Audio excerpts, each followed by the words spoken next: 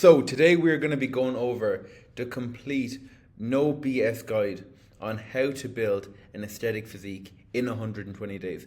Right now, there's so much contradicting information online. People trying to overcomplicate it, trying to use over scientific terms, trying to make it sound like it's something that's hard to understand. And the only reason people do that, they make it seem more complicated than it actually is so they can sell you something. If I came over here and I started spitting out a load of jargon that you didn't understand, it'd be easy to pull the wool over your eyes. So my whole goal with this guide is to give you the complete guide, A to Z, exactly how you can build an aesthetic physique. I charge people a lot of money for this information. So today you are getting it completely for free. So make sure you have a pen and paper with you and write this stuff down, because I promise you, if you follow this guide, A to Z, you will build an aesthetic physique in 120 days. And the thing is, lads, the time is going to pass regardless.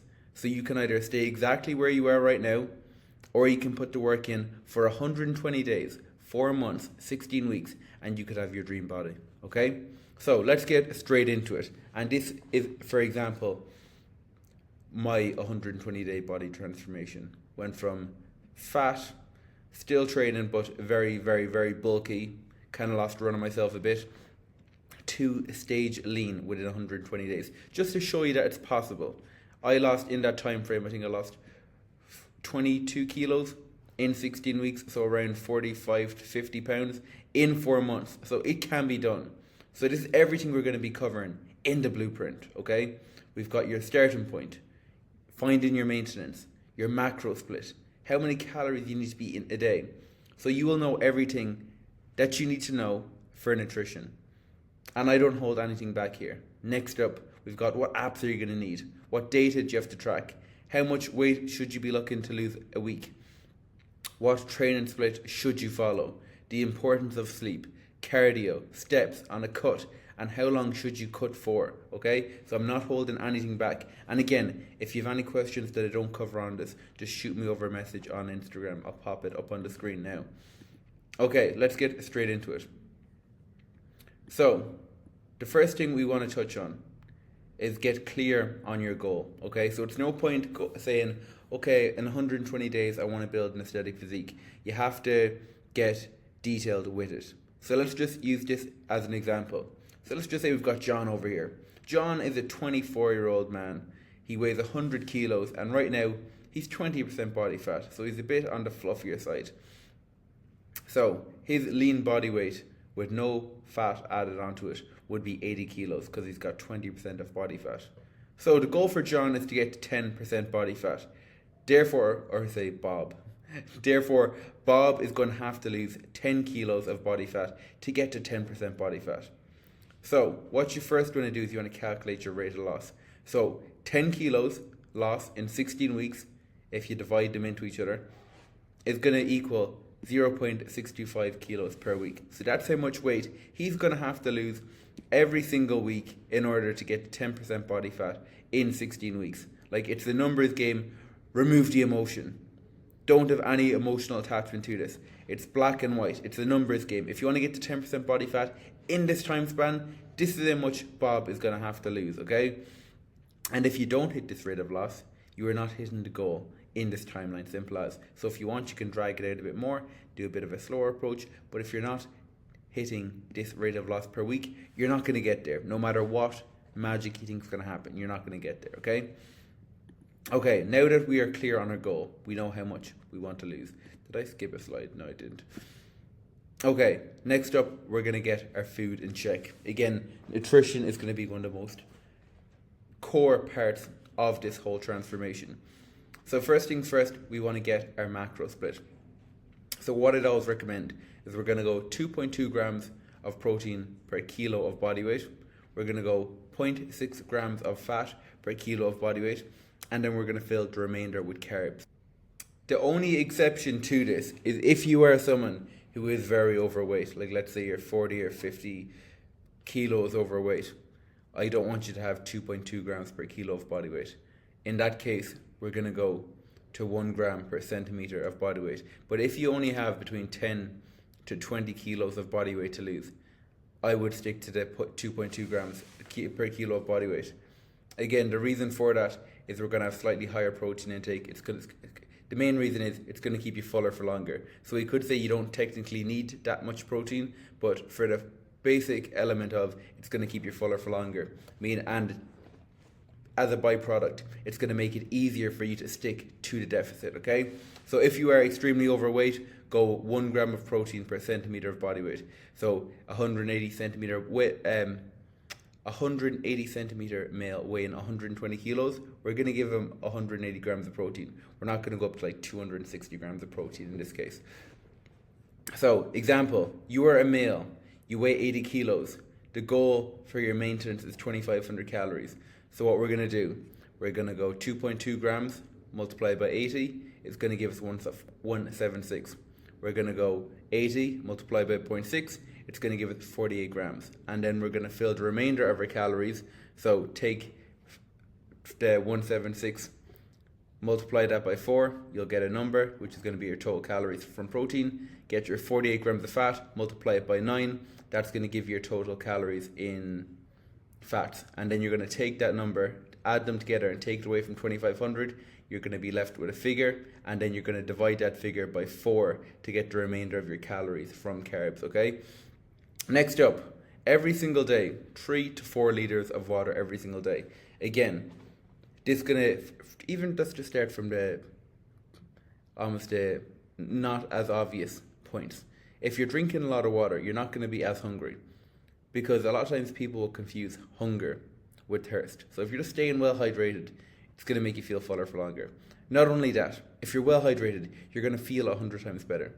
If you're well hydrated, you're going to be performing better from a mental standpoint. You're going to look better. Your skin's going to look better. You're going to feel better on a day-to-day. So make sure you're getting your 3 to 4 liters of water in every single day, okay?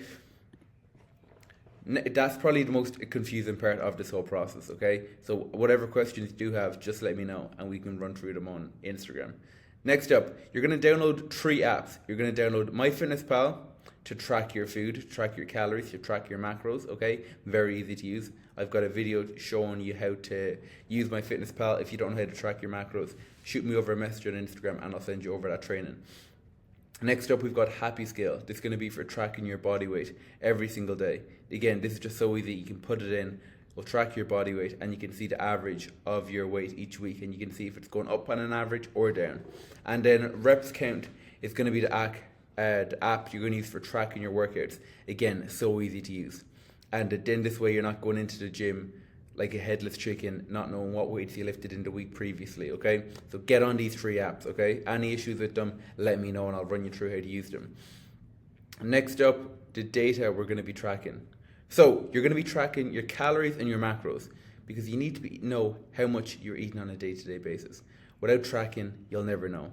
And you don't want to spend months spinning your wheels. Again, we've got this 120 days in mind. We're trying to fast track our progress. So if we're tracking our calories every single day, we're going to know how much we're eating. We're going to know if we have to increase or decrease that number, okay? Next up, you're going to be tracking your training sessions. Again, you're going to be using, what did I call that app again? Reps Count. The reason I don't use Reps Count anymore is just because I use my own coaching app that I use with my clients. So you're going to use Reps Count to track your training sessions, because if you're not going into the gym getting stronger every single week, you're not going to be building muscle. And if you're going into the gym and you're regressing, you're getting weaker, that's a clear sign that you're losing muscle. So on this phase, we're going to be in a deficit, we're going to be dropping body fat, but we want to be keeping our strength in a good position. So make sure you're tracking your training sessions. Make sure every single day you're going in, you're either maintaining your strength or getting stronger, okay? Next up, your daily body weight. Again, you track your body weight every single morning before you eat or drink anything. So in your jocks, in your underwear, go in and weigh yourself every single morning as a non-negotiable. Then track it on the Happy Scale app, okay? Again, we want to be tracking our body weight to make sure that we're on target for the rate of loss that we discussed in the previous slide. And next up, your daily steps. Your steps need to be consistent, so we can later manipulate them when we do stop losing weight. Again, this is going to be another card that we can pull out of our deck and play. Again, you can track your steps on your health app on your phone. That will track them for you automatically. But if not, you can literally go onto Amazon and buy a step tracker for like 10 or 20 euro. They're very cheap, okay? You don't need a big fancy Garmin or something like that. Just buy something that works. So, how much weight should you be aiming to lose? So, the rate of loss, this will be dependent on your goal. But for every one, I always recommend anywhere from 0.5 being the like lowest amount you aim to lose a week, all the way up to 2%, depending on the individual. The easier you lose weight, the more manageable it's going to be, okay?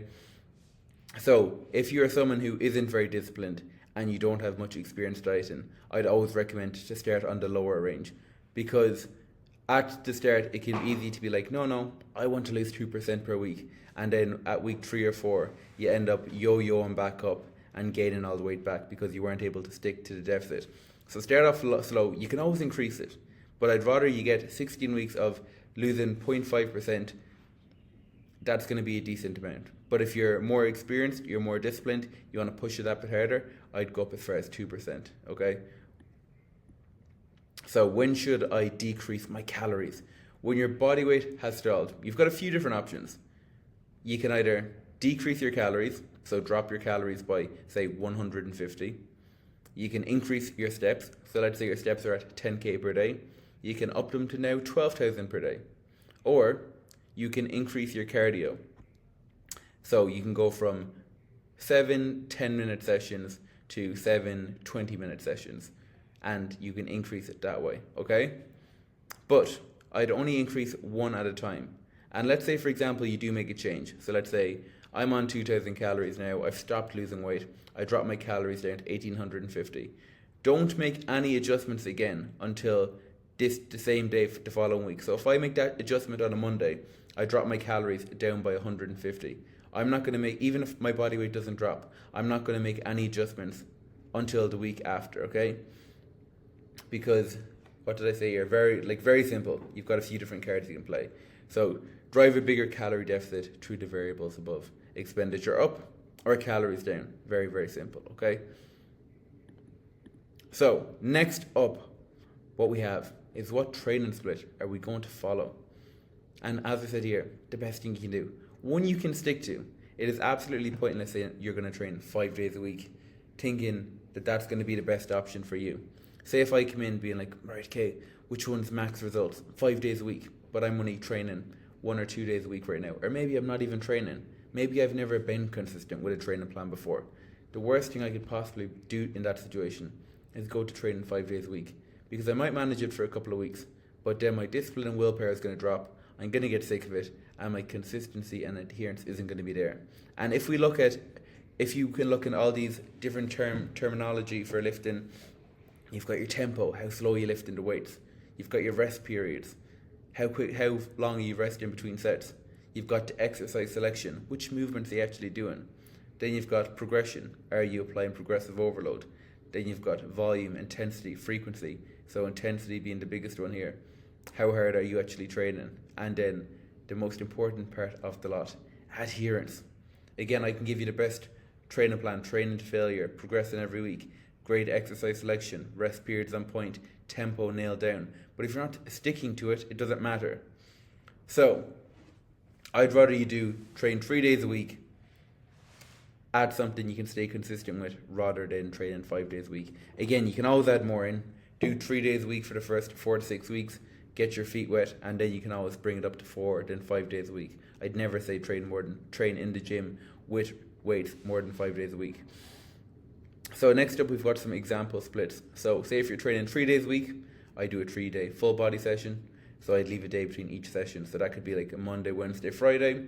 It could be a Tuesday, Thursday, Saturday, Monday, Thursday, Sunday, whichever way you prefer. But I'd always leave at least 1 day between each session. Next up, you could do a 4-day split. So you could go upper Monday, lower Tuesday, take a rest, then train Thursday, Friday, so upper body Thursday and lower body on Friday. And at least then you're only doing it, say, Monday to Friday, you've got your weekends off. Again, if you're going to go 5 days, I'd go push, pull, legs, rest. So push Monday, pull Tuesday, legs Wednesday, rest day Thursday, and then upper Saturday and lower on Sunday. And again, if you were to do a 6-day split, I do legs, push, pull, legs, push, pull, rest. Or I'd go legs, push, pull, rest, legs, push, pull. I'd always leave the day in between each 3-day rotation, okay? And again, any questions on any of these, just get them over and I will ask. Don't know what that was. So next up, we've got the importance of sleep. I've just done a training on this as well, like full deep dive into it. So if you do want that, let me know. If you don't sleep, you will not grow. Sleep is the biggest driver we have for recovery. So let me just break it down into real basic terms. If you have poor sleep, you will have low energy the next day, which will result in a poor gym session, which then will result in no progressions, which in turn equals no gains. We didn't build any muscle. Next up, if you have poor sleep, these are your hunger hormones. So your leptin and your ghrelin. So leptin is your body's satiety hormone. So when that is down, it's basically signaling to your body that we're not satiated, we're not full. And your ghrelin is a hormone that signals to your body that we're hungry. So you can imagine when you have poor sleep, your leptin's going to be down, so your body's going to be like, look, we're not full, we're still hungry. And then your ghrelin's going to be up, which is basically signaling to your body, we're really hungry, we're really hungry. So you can imagine one person saying, I'm really hungry and I'm not full. That's going to be an absolute nightmare for dropping body fat. So make sure you're on top of that. Next up, your self-control, your discipline, and your motivation will severely decrease. You can imagine, let's just say right now, it's 6 o'clock in the evening, 7 o'clock in the evening, and I'm hungry, I'm not full, my discipline and willpower are lower because I'm tired, I'm walking around like a bit of a lesser version of myself, shall we say, to put in nice wording. I could easily sit here and be like, sure, fuck it, I'll get a takeaway. Or if someone said to me, sure, do you want a few biscuits with a cup of tea? I could be like, sure, go on. And it'd be so easy for me to snack on something or just make something that's just not conducive to where I'm trying to go. And again, if you just think of it like this, when you haven't had a good night's sleep, your body's going to be low on energy. So it's going to start to look for energy from an external source. And that being simple, processed foods is going to be, that's going to give us energy quick, straight away.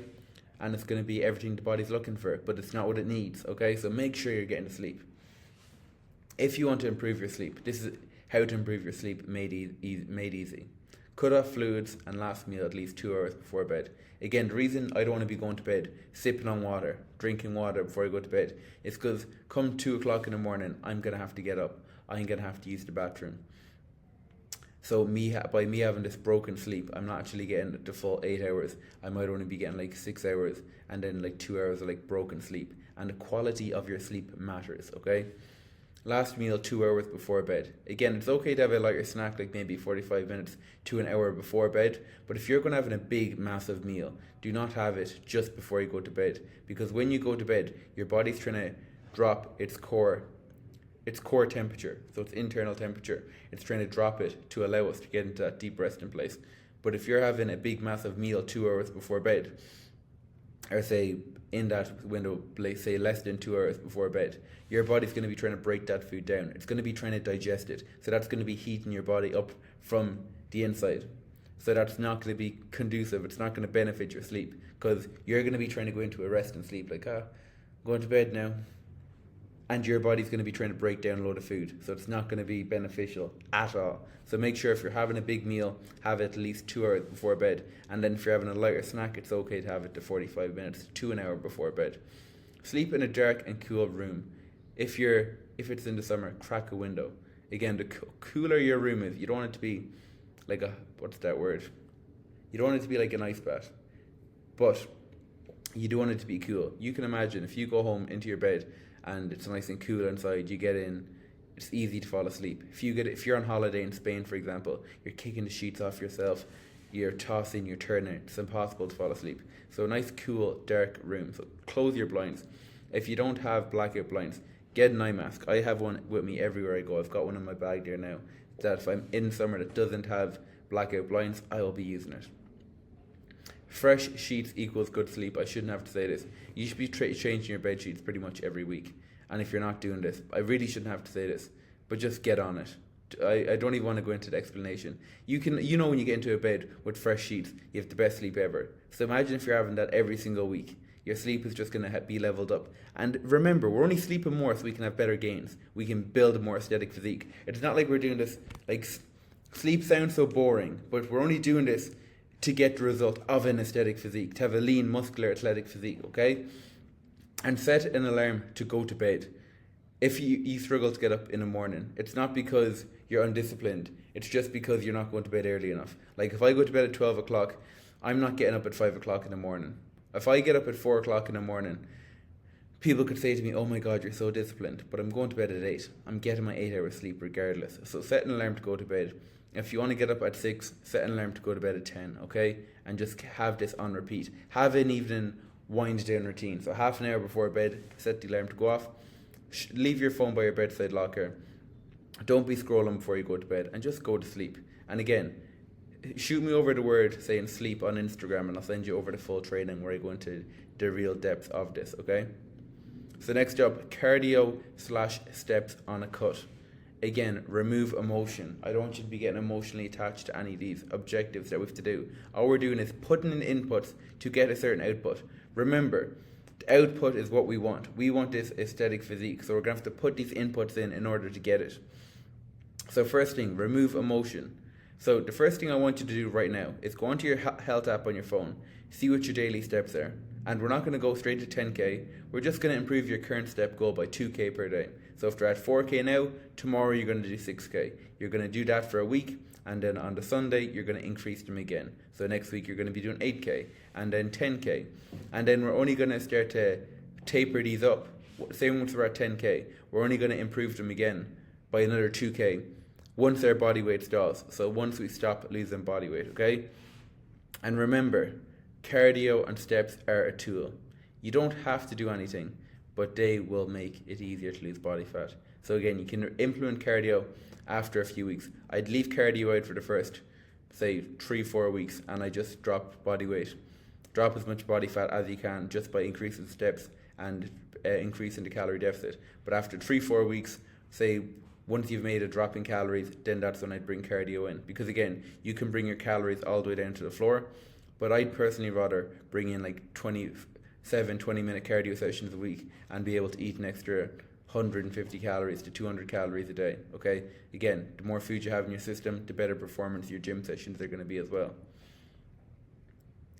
So, next up, how long are you going to cut for? In this case, we know we're going to cut for 120 days, but this is how you're going to set it out.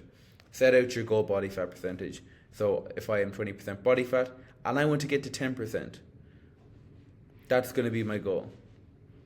And remember, we're going for a body composition look, not for a certain weight. Like, we are going to get an aesthetic physique. We're not just going, I want to drop 10 pounds. It's like, no, we want to get an aesthetic physique. So that means we're going to have to bring our body fat down and bring our muscle mass up. So you're going to calculate your rate of loss to get to X body fat percentage and then reverse engineer. So like we did in the first slide, if I'm 20% body fat and I want to get to 10%, let's say I weigh 100 kilos, I want to drop off 10% of my body fat. That means I'm going to have to get to 90 kilos and then I'm going to reverse engineer it. But again, if you have any questions on this, you don't know how long it's going to take you, you have any questions on how much you should be looking to lose each week, just drop me a message on Instagram, okay? And if you do not know how many calories you should be on a daily basis, if you DM me the word macros on Instagram, I will send them over to you straight away, okay? But remember, this is an A to Z guide on how to drop body fat, build an aesthetic physique within 120 days. Now, if you have got this far and you are still kind of unsure, you're not sure on any of the topics that I touched on this, or maybe you want a bit of advice or you have any questions, if you shoot me over a message on Instagram at DMC Fitness and just say, I've watched the video, I need some help, I need some guidance, I will literally jump on a call with you and we can run through where you are right now, what your main struggles are, and I'll give you help and assistance on the call and just give you some free value so you can actually get the body that you want this year, because that's the biggest thing, to get in shape, okay? To drop body fat, build muscle, build an aesthetic physique, and actually be proud of what you see in the mirror. So, thank you for watching. Any questions, get them over to me on Instagram. even let's just have a conversation. We'll see where you are right now, see what your struggles are, and I'll help you out as much as I can, okay? So thank you for watching, as always.